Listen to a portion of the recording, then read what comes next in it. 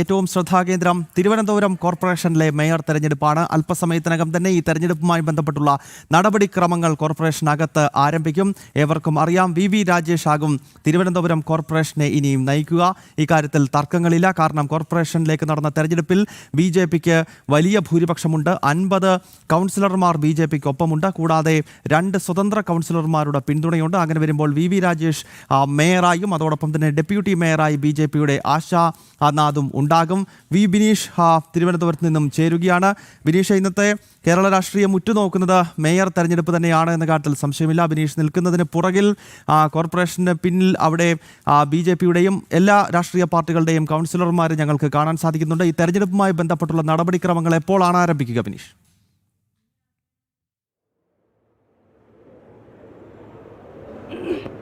10:30 മണിയോടുകൂടിയാണ് തെരഞ്ഞെടുപ്പുമായി ബന്ധപ്പെട്ടുള്ള നടപടിക്രമങ്ങൾ തുടങ്ങുന്നത്. ഈ നടപടിക്രമങ്ങൾക്ക് മാധ്യമങ്ങൾ പ്രവേശനമില്ല എന്നതാണ് ഇപ്പോൾ വരണാധികാരി നമ്മളെ അറിയിച്ചിരിക്കുന്നത്. എന്തായിരുന്നാലും നിലവിലെ സാഹചര്യത്തിൽ അതിനുള്ള നടപടിക്രമങ്ങളുടെ ഒരുക്കങ്ങൾ ഈ മേയർ തെരഞ്ഞെടുപ്പിൻ്റെ ഒരുക്കങ്ങൾ തുടങ്ങിക്കഴിഞ്ഞിരിക്കുന്നു. ഒപ്പം തന്നെ BJPയുടെയും മറ്റു ഇതര രാഷ്ട്രീയ കക്ഷികളുടെയൊക്കെ കൗൺസിലർമാർ ഇപ്പോൾ എത്തിക്കഴിഞ്ഞിരിക്കുന്നു. നമ്മോടൊപ്പം ഇപ്പോൾ BJPയുടെ ഏറ്റവും മുതിർന്ന നേതാവ് കൂടിയായ കൗൺസിലർ അംഗമാണ്. പ്രത്യേകിച്ച് 5 തവണ BJP കൗൺസിലറായി ഇതേ സ്ഥാനത്ത് ഈ കൗൺസിലിൽ വന്നിരുന്ന വ്യക്തിത്വം നമ്മോടൊപ്പം ചേരുകയാണ്. MR ഗോപൻ. വലിയ പ്രതീക്ഷയിൽ, വലിയ ആത്മവിശ്വാസത്തിലൊക്കെയാണ് ഈ നിമിഷം. പ്രത്യേകിച്ച് ചരിത്ര നിമിഷത്തിലേക്ക്, BJPയുടെ തന്നെ ഏറ്റവും വലിയ ചരിത്ര നിമിഷത്തിലേക്ക് കടക്കുന്നു. ഏറ്റവും ആഹ്ലാദകരമായ നിമിഷത്തിലേക്ക് കടക്കുന്നു. എന്താണ് പറയാനുള്ളത്? തീർച്ചയായിട്ടും കേരളത്തിലെ മുഴുവൻ പ്രവർത്തകർക്കും ഈ പ്രസ്ഥാനത്തിന് വേണ്ടി ജീവനും ജീവിതവും ഒക്കെ ഒഴിഞ്ഞു വച്ചിട്ടുള്ള നിരവധി കുടുംബങ്ങളും പ്രവർത്തകരും ഒക്കെ ഉണ്ട്. അവരുടെ ഒരു സ്വപ്നമായിരുന്നു തിരുവനന്തപുരം നഗരസഭ ഭാരതീയ ജനതാ പാർട്ടിയുടെ കരങ്ങളിലെത്തുക എന്നുള്ളത്. അപ്പം അതിനു വേണ്ടിയിട്ട് കഴിഞ്ഞ കാലങ്ങളിലൊക്കെ ഇതിൻ്റെ പ്രതിപക്ഷത്തിരുന്നു കൊണ്ട് ഈ ഭരണപക്ഷം കൊണ്ടുവന്നിട്ടുള്ള അഴിമതികളും ഒക്കെ ഒരു പ്രതിപക്ഷ ലീഡറുടെ ആ പോസ്റ്റ് സംഘടന ഏൽപ്പിച്ച വളരെ ഭംഗിയായിട്ട് ചെയ്തതുകൊണ്ട് മാത്രമാണ് ഇത് പൊതുസമൂഹത്തിൽ എത്തിയത്. ആ പൊതുസമൂഹത്തിൽ എത്തിയ സാഹചര്യത്തിൽ ആ പൊതുസമൂഹം ഏറ്റെടുക്കുകയും ആ ഏറ്റെടുത്ത പൊതുസമൂഹം ഭാരതീയ ജനതാ പാർട്ടിക്ക് അനുകൂലമായിട്ട് താമര ചിഹ്നത്തിൽ വോട്ട് രേഖപ്പെടുത്തുകയും ഭാരതീയ ജനതാ പാർട്ടി അധികാരത്തിലെത്തിക്കുവാൻ സാധിച്ചു എന്നുള്ളത് വളരെ അഭിമാനം തോന്നുന്നു. ഒരുപക്ഷെ ഏറ്റവും സന്തോഷകരമായിട്ടുള്ള, ജീവിതത്തിൽ ഒരു സംഘടനാ പ്രവർത്തകന് തോന്നാവുന്ന ഏറ്റവും വലിയ സന്തോഷത്തിൻ്റെ മുഹൂർത്തമാണിത്. അത് ഇനി അങ്ങേയറ്റം വരെ ഇത് കൊണ്ടുപോകാൻ സാധിക്കട്ടെ എന്നാണ് ഒരുപക്ഷെ നമുക്ക് ഈ അവസരത്തിൽ സൂചിപ്പിക്കാൻ. തീർച്ചയായിട്ടും MR ഗോപൻ സൂചിപ്പിച്ചതുപോലെ തന്നെ വലിയ സന്തോഷകരമായ ഒരു നിമിഷത്തിലൂടെയാണ് കടന്നു പോകുന്നത് എന്ന നിലപാട് തന്നെയാണ് BJP കൗൺസിലർമാർ ഓരോരുത്തരും ഇപ്പോൾ പ്രതികരണവുമായി വ്യക്തമാക്കുന്നത്.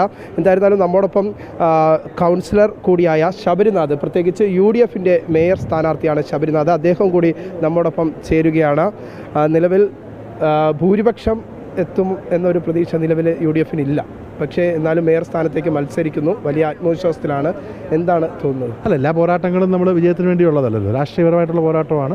ഇവിടെ ഇപ്പോൾ എന്തായാലും BJPയുടെ സ്ഥാനാർത്ഥി രാജേഷ് മത്സരിക്കുന്നു, ശ്രീ ശിവജി മത്സരിക്കുന്നു, ഞാൻ മത്സരിക്കുന്നു. തീർച്ചയായിട്ടും നമ്മുടെ നയങ്ങൾ മുന്നോട്ട് കൊണ്ടുപോകുക എന്നുള്ളതാണ്, നമ്മുടെ പ്രാതിനിധ്യം അറിയിക്കുക എന്നുള്ളത് കൂടിയാണല്ലോ ഒരു ഇൻ്റേണൽ ഇലക്ഷൻ ലക്ഷ്യം.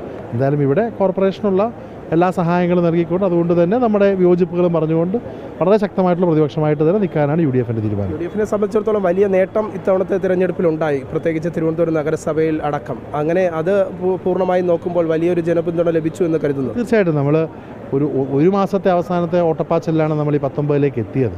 അപ്പോൾ അത് ഒരു വലിയ പ്രതീക്ഷ നൽകുന്നുണ്ട്. കൃത്യമായിട്ട് നല്ല രാഷ്ട്രീയ പ്രവർത്തനം നടത്തി നിയമസഭയിലും കോർപ്പറേഷനിലൊക്കെ കൂടുതൽ ജനകീയമായിട്ടുള്ള ഇടപെടലുകൾ UDFൻ്റെ ഭാഗത്തുനിന്ന് കോൺഗ്രസിൻ്റെ ഭാഗത്തുനിന്ന് ഉണ്ടാകും. തീർച്ചയായിട്ടും ഒരു കൗൺസിലർ എന്നതിനപ്പുറം ഒരു മുഖ്യ പ്രതിപക്ഷം എന്ന തരത്തിലേക്ക് UDFൻ്റെ പ്രവർത്തനം ഈ വരുന്ന കൗൺസിലുകളൊക്കെ കാഴ്ചവെക്കും എന്ന ഒരു ഉറപ്പാണ്, അല്ലെങ്കിൽ അത്തരത്തിലുള്ളൊരു ആത്മവിശ്വാസമാണ് UDFൻ്റെ മേയർ സ്ഥാനാർത്ഥിയായ ശബരിനാഥ് ഇപ്പോൾ നൽകുന്നത്. നമ്മോടൊപ്പം ഇപ്പോൾ ഈ ആത്മവിശ്വാസം തന്നെയാണ്. എന്തായിരുന്നാലും നമുക്ക് കാണാൻ സാധിക്കുന്നുണ്ട് BJPയുടെ മറ്റ് കൗൺസിലർമാർ അടക്കമുള്ളവർ ഇവിടേക്ക് എത്തുന്ന കാഴ്ച തന്നെ നമുക്ക് കാണാൻ സാധിക്കുന്നുണ്ട്. ഒപ്പം നമ്മോടൊപ്പം ദീപക് കൂടി ചേരുകയാണ്. പ്രത്യേകിച്ച് CPMൻ്റെ നേതാവാണ്. പ്രത്യേകിച്ച് നഗരസഭയുടെ CPMൻ്റെ മുഖം എന്നൊക്കെ നമുക്ക് വിശേഷിപ്പിക്കാൻ കഴിയുന്ന ഒരു നേതാവാണ്. ആദ്യഘട്ടം മുതൽ LDF കഴിഞ്ഞ 45 വർഷമായി ഭരണം കൈയാളിയ നഗരസഭ, അതിപ്പം BJPയിലേക്ക് പോകുമ്പോൾ എന്താണ് തോന്നുന്നത്? അല്ല, പ്രത്യേകിച്ചൊന്നുമില്ല. ജനാധിപത്യമല്ലേ, ജനാധിപത്യ സംവിധാനത്തിനകത്ത് ജനവിധി അംഗീകരിക്കുക എന്നുള്ളതാണ്. സ്വാഭാവികമായി ഭരണപക്ഷവും പ്രതിപക്ഷവും ഒക്കെ വരാറുണ്ട്. ഞങ്ങൾ ഈ പ്രാവശ്യം പ്രതിപക്ഷത്താണ്. ശക്തമായിട്ടുള്ള പ്രതിപക്ഷമായിട്ട് നമ്മൾ മുന്നോട്ട് പോകും. പ്രതിപക്ഷമായി മുന്നോട്ട് പോകും. ആദ്യഘട്ടത്തിലൊക്കെ പ്രത്യേകിച്ച് BJP ഇതര സംവിധാനം കൊണ്ടുവരണമെന്ന ഒരു നിലപാട് മുതിർന്ന CPM-ൻ്റെ നേതാക്കളുടെ ഭാഗത്തുനിന്ന് മന്ത്രി V. ശിവൻകുട്ടിയുടെയൊക്കെ ഭാഗത്തു നിന്നൊക്കെ ഉണ്ടായി. പക്ഷേ അത്തരം നീക്കങ്ങൾ നടത്താൻ സാധിക്കാതെ പോയതുകൊണ്ടാണോ പ്രതിപക്ഷം എന്ന തരത്തിലേക്കൊക്കെ പറയുന്നത്? അല്ലല്ല, ഞങ്ങൾ ആദ്യം തൊട്ടേ ഞങ്ങളുടെ പാർട്ടിയുടെ സംസ്ഥാന സെക്രട്ടറി തന്നെ പറഞ്ഞിട്ടുണ്ട്, ഒരു ചാക്കിട്ട് പിടുത്തത്തിനും CPM ഇല്ല എന്നുള്ളത് പറഞ്ഞിട്ടുണ്ട്. ജനവിധി മാനിക്കുകയാണ് CPM ആദ്യ ദിവസം തന്നെ ചെയ്തിട്ടുള്ളത്.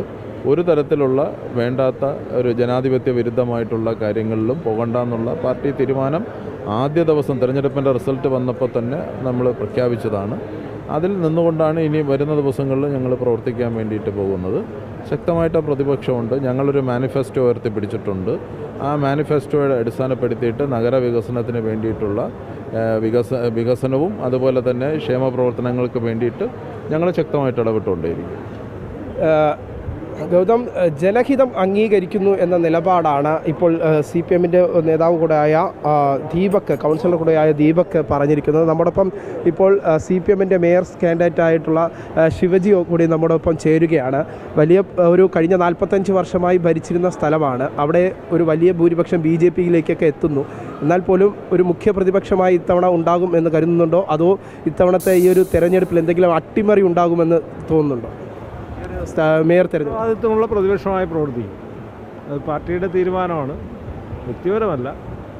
നമ്മുടെ LDF ആലോചിച്ച് തീരുമാനിച്ച കാര്യമാണ്. നഗരസഭയിലെ ഉത്തരവാദിത്വമുള്ള പ്രതിപക്ഷമായിരിക്കും.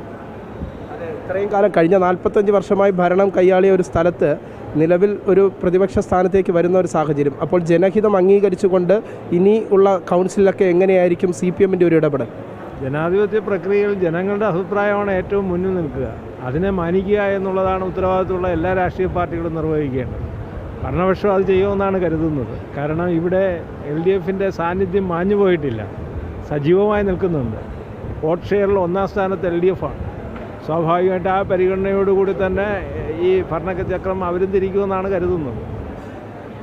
ജനഹിതം അംഗീകരിക്കും എന്ന നിലപാട്, ഒപ്പം തന്നെ മുഖ്യ പ്രതിപക്ഷമായി നിലയുറപ്പിക്കുമെന്ന ഉറപ്പാണ് ഇപ്പോൾ CPM-ൻ്റെ നേതാക്കളും വ്യക്തമാക്കുന്നത്. ഇതിൽ ഒരു സംശയം എഴുതുന്നത്, ഇതിൽ മുഖ്യ പ്രതിപക്ഷം എന്ന തരത്തിലേക്ക് CPM എത്തുമോ അതോ കോൺഗ്രസ് എത്തുമോ എന്ന ചോദ്യമാണ് തിരുവനന്തപുരം കോർപ്പറേഷനെ സംബന്ധിച്ചിടത്തോളം നമുക്ക് കാണാൻ സാധിക്കുന്നത്. എന്തായാലും എനിക്ക് പുറകിലായി കാണുന്ന ഡൈസിലാണ് ജില്ലാ കളക്ടർ അല്പസമയത്തിനകം എത്തുക. 10:30 തന്നെ കൃത്യമായി ഈ മേയർ തെരഞ്ഞെടുപ്പിനുള്ള നടപടിക്രമങ്ങൾ ആരംഭിക്കും എന്ന് തന്നെയാണ് നമുക്ക് മനസ്സിലാക്കാൻ സാധിച്ചിട്ടുള്ളത്. എന്തായിരുന്നാലും അല്പസമയത്തിനകം അതിന്റെ നടപടിക്രമങ്ങൾ ആരംഭിക്കും. അതിന് ദയവായി തുടരുക.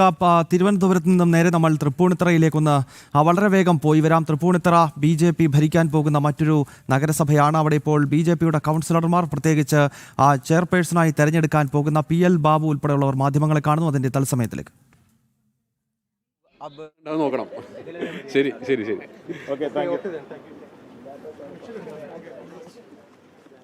തൃപ്പൂണിത്തറയിൽ BJP-യുടെ കൗൺസിലർമാർ ഇപ്പോൾ നഗരസഭയ്ക്കകത്തേക്ക് കയറുകയാണ്. അതിന് തൊട്ട് മുൻപ് മാധ്യമങ്ങളോട് സംസാരിക്കുകയായിരുന്നു. അവിടെ വിജയം തീർച്ചയായും BJP-ക്ക് ഒപ്പമാകുമെന്ന കാര്യത്തിൽ സംശയമില്ല. വളരെ ടൈറ്റായ മത്സരം നടന്ന ഒരു നഗരസഭയാണ്. 53 അംഗ നഗരസഭയിൽ BJP-ക്ക് 21, LDF-ന് 20 എന്ന നിലയിലാണ് അവിടുത്തെ കക്ഷിനില. ഒരു ഘട്ടത്തിൽ ഇന്ത്യ സഖ്യം രൂപപ്പെടുത്തി അവിടെ BJP അധികാരത്തിൽ നിന്ന് മാറ്റി നിർത്താൻ ഒരു ശ്രമം നടന്നുവെങ്കിലും അതിനെ പരാജയപ്പെടുത്തിക്കൊണ്ട് ഇപ്പോൾ BJP-യുടെ തന്ത്രങ്ങൾ വിജയിക്കുകയാണ്. ആ നഗരസഭയിൽ BJP ഭരണം ഉറപ്പിച്ചു കഴിഞ്ഞിരിക്കുന്നു. PL ബാബു അവിടെ ചെയർപേഴ്സണായി ഇന്നിപ്പോൾ നടക്കുന്ന തെരഞ്ഞെടുപ്പിൽ വിജയിച്ചു കയറും. അതോടുകൂടി തൃപ്പൂണിത്തറ നഗരസഭ ചരിത്രത്തിൽ ആദ്യമായി BJP ഭരണത്തിൽ കീഴിലേക്ക് എത്തുകയാണ്. ഒരു ഇടവേള എടുത്ത ശേഷം നമുക്ക് ഓരോ കോർപ്പറേഷനുകളിലെ കണക്കുകൾ പ്രത്യേകമായി പരിശോധിക്കാം.